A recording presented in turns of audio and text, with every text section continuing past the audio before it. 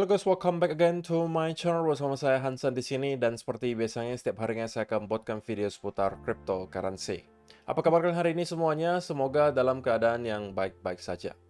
Teman-teman, di video hari ini kita akan membahas updates apa yang kira-kira sedang terjadi di Bitcoin secara price action, diikuti juga apa yang bisa kita expect berikutnya.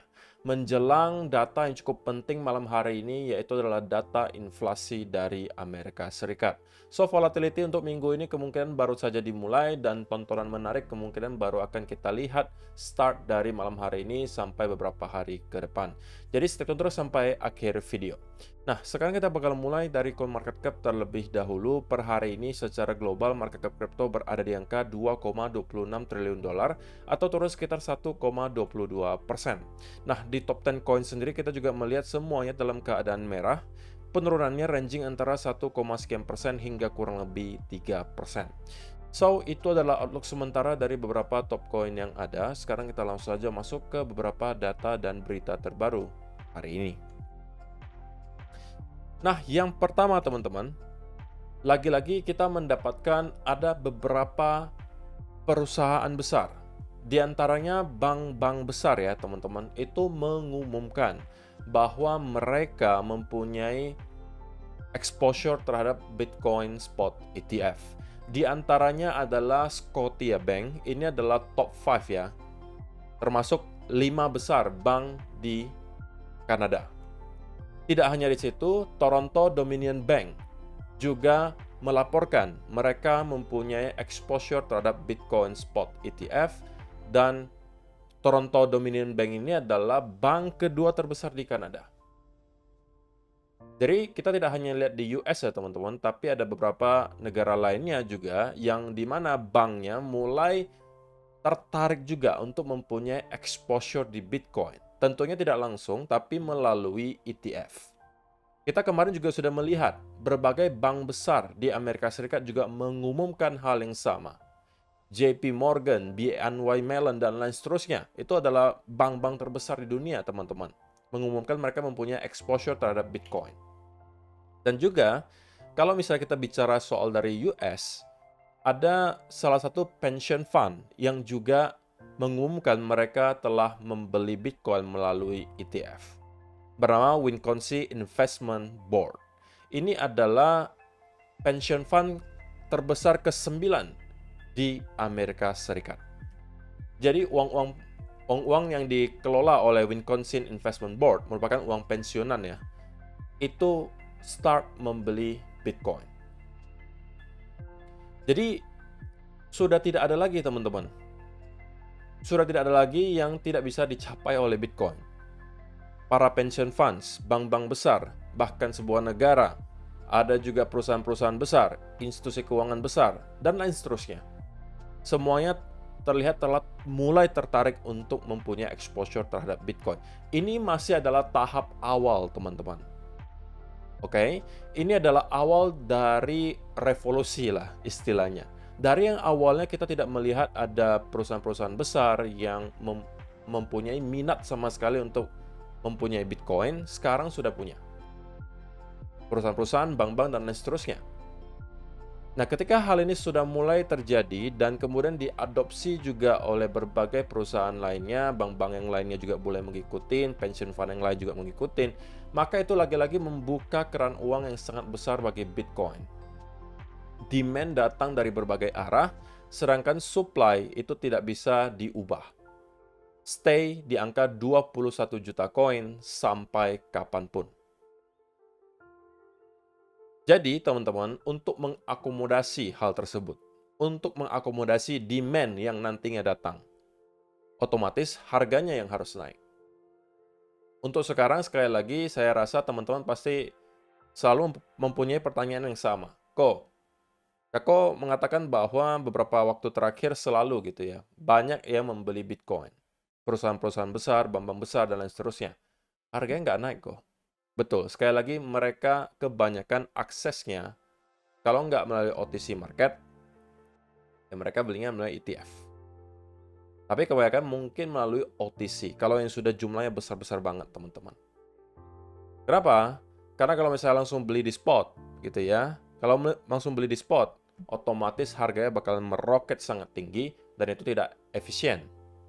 Kenapa tidak efisien? Ya berarti mereka mendapatkan harga yang jauh lebih mahal daripada seharusnya. Lebih baik mereka mencari penjual yang memang mau menjual dalam jumlah yang besar juga dan mereka beli. Sehingga harganya disepakati misalnya di 61.000 sekarang. Ya udah, mereka switch aja. Jadi cuma berpindah kepemilikan, tapi tidak mengubah harganya. Di 61.000 stay. Itu lebih efisien untuk si pembeli gitu kan. Kalau si penjual sih maunya ya harganya naik-naik aja, nggak masalah gitu kan. Tapi si pembeli maunya ya semurah mungkin gitu. Dan cepat atau lambat, sekali lagi teman-teman, kita akan melihat demand itu pasti melampaui supply. Ini hanya persoalan waktu saja. Dan itu bakalan tercermin nanti dari segi harga. Jadi be patient teman-teman, kita masih melihat tahapan awal adopsi massal Bitcoin.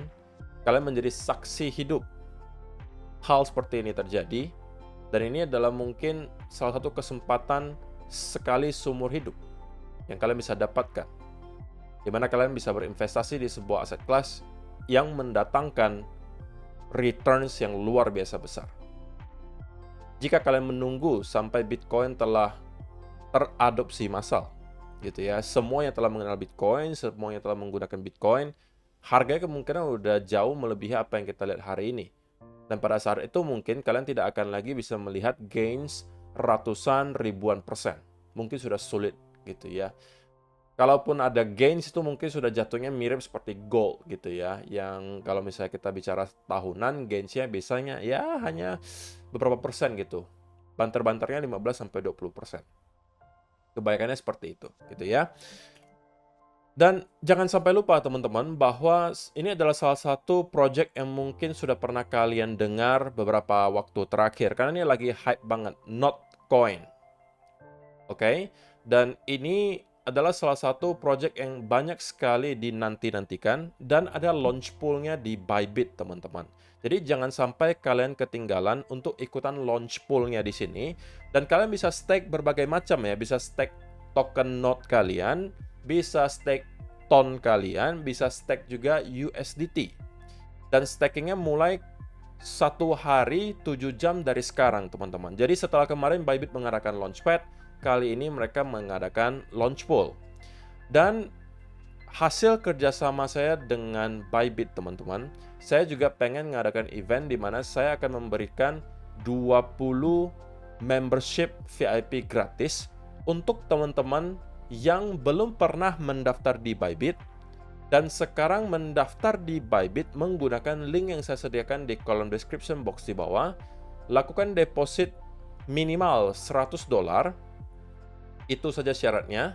Setelah kalian mendaftar dan juga deposit $100, kalian cukup isi formulir yang telah saya sediakan di kolom description box di bawah.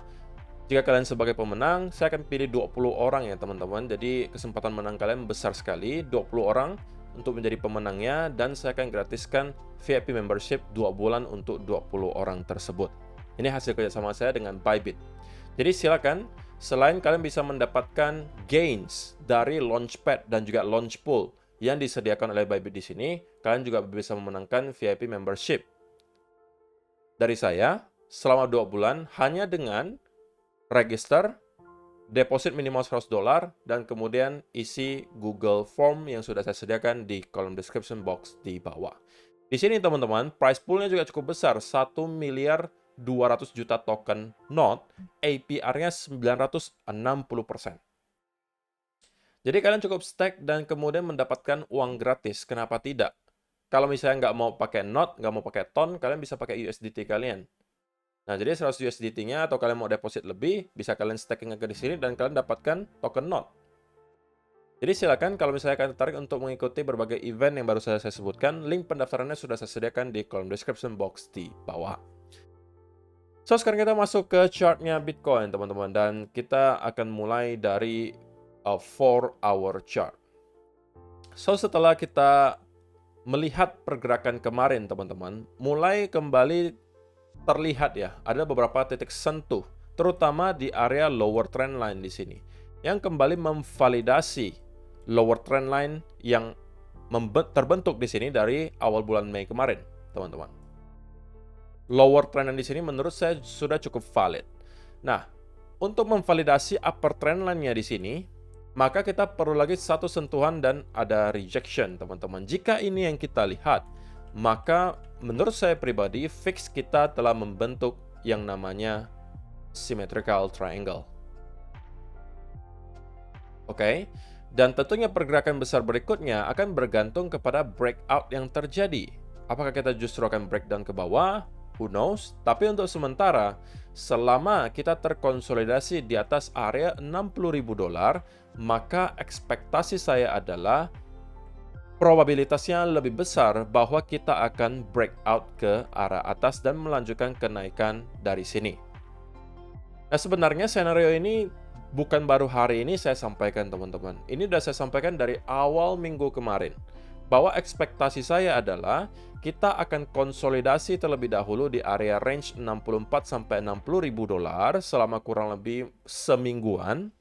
Barulah setelah itu kita kemungkinan akan mendapatkan breakout lagi ke atas. Nah, step pertamanya sudah sesuai, kita mendapatkan konsolidasi selama lebih dari seminggu malah. Step keduanya yang sedang kita tunggu, yaitu adalah rally berikutnya ke atas. Nah, hal yang serupa juga sebenarnya pernah kita lihat. Sekali lagi ini saya ingatkan ke teman-teman. Rally konsolidasi selama kurang lebih seminggu, naik. Rally konsolidasi kurang lebih seminggu, naik. Nah, sekarang kita berpotensi juga membentuk pattern yang mirip dengan yang kita lihat di sini. Walaupun ini jauh lebih rapi ya teman-teman patternnya daripada yang kita lihat sekarang. Tetapi untuk sementara inilah yang terlihat terbentuk di Bitcoin.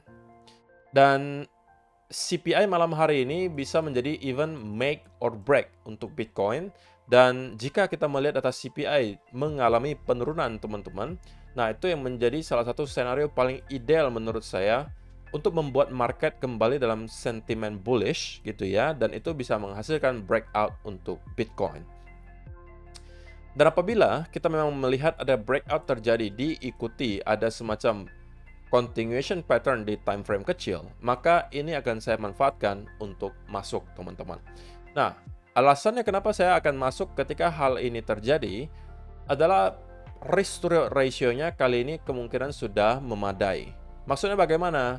Kalau misalnya saya menunggu setup seperti ini muncul, maka saya bisa memanipulasi risk to reward ratio-nya. Maksudnya bagaimana? Maksudnya seperti ini, teman-teman. Kalau ketika langsung breakout saya langsung masuk di sini tanpa menunggu bullish continuation pattern, maka yang terjadi adalah saya misalnya masuknya di sini, gitu kan? Saya bingung taruh stop loss-nya sebelah mana. Karena kalau misalnya, ini saya jelaskan lebih detail ya supaya teman-teman mengerti ya. Kalau misalnya ketika kita breakout saya langsung masuk gitu ya, anggap saya masuk di sini, maka saya taruh stop loss-nya nggak bisa terlalu dekat, teman-teman. Saya taruh stop loss-nya nggak bisa, bahkan sampai ke area ini pun nggak bisa. Kenapa? Karena kita bisa aja konsolidasi di atas area ini. Selama area trend ini kita hold, maka breakout-nya itu masih valid gitu. Dan kalau ini yang terjadi, maka kita bisa kesentuh stop loss-nya dan kemudian rally. Dan setup-nya sebenarnya masih valid gitu. Nah, jadi kalau misalnya saya masuk tanpa menunggu ada bullish continuation pattern, maka kemungkinan stop loss-nya sudah harus kurang lebih di sekitaran area ini minimal. Setidaknya di sekitaran 61.700 sampai 600-an. Nah, kalau itu yang saya lakukan, maka menargetkan ke area 66.000 sampai 67.000 sekali, sampai 67.000 pun, itu hanya akan menghasilkan risk to reward ratio 1,8 banding 1, teman-teman. Nah, lalu, kalau misalnya yang saya lakukan adalah yang tadi saya sampaikan, breakout disertai ada bullish continuation pattern, dan kemudian breakout dari bullish continuation tersebut adalah entry saya, maka kali ini saya bisa memanipulasi risk to reward ratio-nya, karena berarti validasi dari setup saya kan berarti breakout dari bullish continuation-nya. Terinvalidasi apabila kita kembali breakdown di bawah area konsolidasi tersebut, ya kan? Berarti kali ini saya bisa menaruh stop loss-nya di bawah area, katakanlah yang tercipta nanti bull flag gitu ya. Di bawah bull flag tersebut saya bisa taruh stop loss-nya. Dan kalau saya menargetkan sampai ke area 67.000, teman-teman, maka kalian bisa lihat apa yang terjadi. Kali ini risk to reward ratio-nya 6,4:1. Katakanlah kalian nggak mau muluk-muluk, kalian cuma mau sampai 66.000. Itu sudah menghasilkan 4,5:1. Atau kalian yang lebih konservatif lagi, targetnya hanya sampai high terakhir ke 65.500, itu sudah 3,6:1. Ini sebenarnya udah pernah saya jelaskan sebelumnya, cara memanipulasi risk to ratio. Tetapi memang itu datang juga dengan resiko ya teman-teman. Resikonya apa? Resikonya adalah jika kita breakout dan kemudian tidak mendapatkan sama sekali bullish continuation pattern, maka berarti kalian ketinggalan kereta. Nah, ini adalah opsional teman-teman. Hidup itu pilihan. Begitu juga dengan setup trading. Kalau kalian tipikalnya agresif, bisa aja kalian masuk langsung ketika breakout. Tetapi ini datang dengan resiko juga. Ya kan? Kalau misalnya kalian masuk langsung di sini, stop loss kalian pasti akan lebih lebar. Kalau kalian taruhnya terlalu dekat, maka potensi untuk ke hit itu sangat tinggi. Jadi nggak ada yang salah, nggak ada yang benar teman-teman gitu ya. Kalau kalian tipikalnya agresif, kalian bisa aja breakout langsung masuk. Tipikalnya lebih konservatif, kalian tunggu breakout dan kemudian konsolidasi. Contohnya di mana? Contohnya adalah setup kita yang terakhir. Ini mungkin di 15-minute chart, teman-teman. Ya kan? Breakout dari trend di sini, ini akan menjadi setup bagi saya. Saya sampaikan pada saat itu. Nah, kita breakout, lalu apa yang kita lihat? Bullish continuation pattern. Nah, ini adalah setupnya untuk masuk, teman-teman. Stop loss-nya cukup di bawah ini. Entry-nya di sini, kita bisa menargetkan sampai tinggi. Ya kan? Jadi, itu juga yang sedang saya tunggu, teman-teman. Kalau misalnya kita kembali mendapatkan hal tersebut, maka akan saya manfaatkan. Tetapi untuk short term, teman-teman, saya rasa kita masih akan tetap bolak-balik di sekitaran area range ini. Dan kalau CPI malam hari ini keluar di luar ekspektasi, kita bisa lihat ada volatility, dan jika CPI mengalami penurunan yang signifikan, kita bisa melihat breakout malam hari ini. Tapi sebelum itu, kita kemungkinan hanya akan ranging di sekitaran area di sini, bolak-balik, sembari menunggu gitu ya, data CPI nanti malam dirilis. So, saya rasa itu aja sih yang perlu saya sampaikan di video hari ini, teman-teman. Jangan sampai lupa untuk ikutan event Bybit yang tadi saya sampaikan. Kalian bisa memenangkan token gratis NOT gitu ya, dengan hanya staking, ikutan launch pool-nya. Kedua, kalian juga bisa memenangkan VIP membership 2 bulan dengan hanya deposit minimal $100, kemudian daftar dulu ya ke Bybit. Tapi ini terkhusus untuk teman-teman yang belum pernah mendaftar di Bybit. Oke, atau user baru istilahnya. Daftar ke Bybit dengan link saya, deposit minimal $100, isi Google Form-nya, selesai. 20 orang tercepat untuk mengisi Google Form-nya, saya cek, kalau misalnya valid, itu akan langsung saya invite. Gitu ya. So, terima kasih yang sudah menonton sampai selesai video hari ini. Semoga bermanfaat untuk kalian semua. See you in the next video. Bye-bye.